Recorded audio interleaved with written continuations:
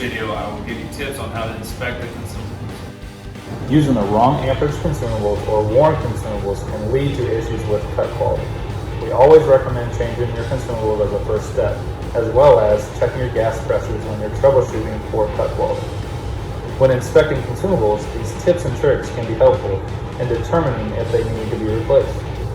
First, look at the outside of the consumables and make sure they do not have any dents or physical damage. Check the shield, nozzle, and electrode to make sure that the centers are not blown out. These are the most common parts for causing poor cut quality. Check all O-rings on consumable pieces to make sure they are not cracked or broken.